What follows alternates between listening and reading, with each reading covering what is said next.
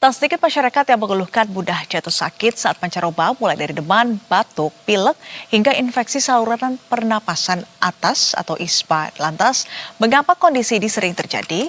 Langsung saja kita akan membahas bersama dengan Dr. Syarifah Syakina, dokter spesialis penyakit dalam dan konsultan penyakit tropik dan infeksi.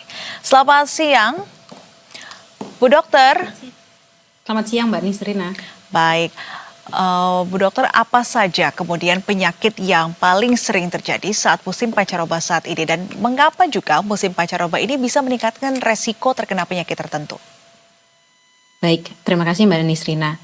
Jadi memang kita ketahui ya musim pancaroba itu terjadi ketika ada peralihan antara musim kemarau ke musim hujan.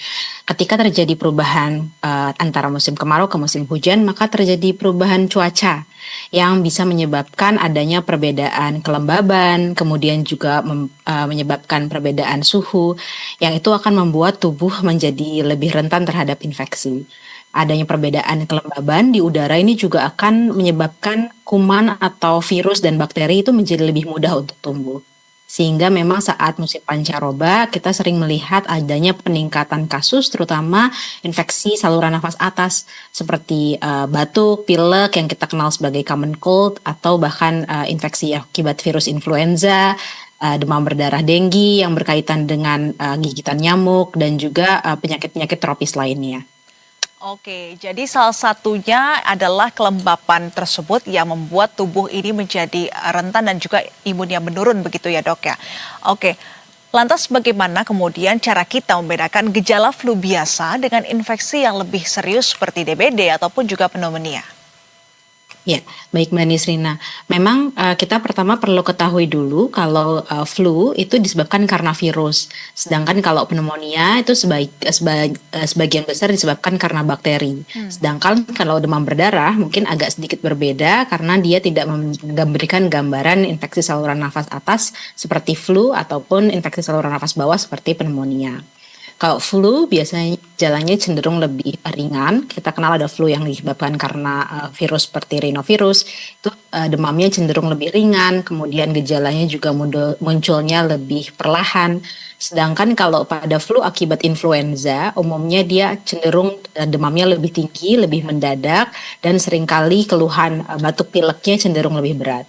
Kalau untuk pneumonia, infeksi saluran nafas bawah, biasanya kita bisa melihat gambaran keterlibatan paru. Jadi misalnya ada keluhan sesak nafas yang lebih berat, kemudian demamnya juga cenderung lebih tinggi dan lebih panjang. Dan kemudian kalau dilakukan pemeriksaan fisik, kita bisa mendengar ada suara bunyi nafas tambahan di paru-paru. Dan jika dilakukan pemeriksaan ronsen bisa dilihat ada gambaran yang berbeda. Oke. Dokter, saat ini selain juga flu, DBD, pneumonia, saat ini marak banyak warga masyarakat yang terpapar penyakit influenza tipe A dan juga tipe B, di mana saat ini banyak rumah sakit yang juga merawat pasien-pasien dengan jenis penyakit tersebut. Nah, ini bisa dijelaskan seperti apa kemudian gejalanya dan apa yang perlu diwaspadai dari penyakit ini, bagaimana juga kita bisa menangani dan juga mencegah diri agar tidak terpapar penyakit tersebut. Ya, influenza tipe A dan tipe B ini adalah jenis virus yang umumnya akan menyebabkan keluhan awal berupa demam tinggi yang mendadak.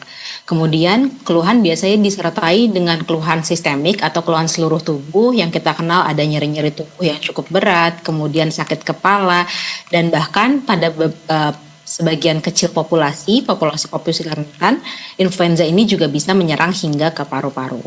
Pada dasarnya karena ini adalah sebuah infeksi akibat virus, sebenarnya dia bersifat self-limited atau dia akan sembuh sendiri. Namun memang yang perlu dipastikan adalah kita memantau gejalanya agar tidak terjadi perburukan tiba-tiba atau kita bisa menjaga imunitas selama proses infeksi ini berjalan sehingga recovery-nya akan menjadi lebih cepat dan lebih optimal.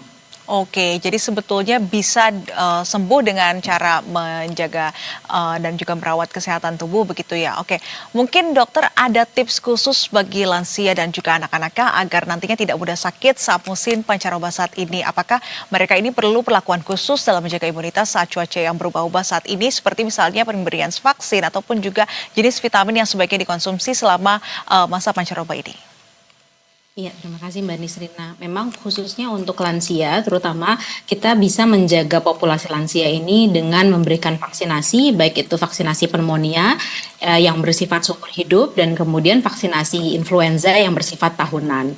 Kemudian selain itu tentu saja menjaga higienitas dengan cuci tangan, apabila daya tahan tubuh sedang kurang baik kita menggunakan masker dan menjaga pola makan sehat menjadi sangat penting untuk menjaga populasi khusus seperti lansia dan anak-anak untuk tetap sehat.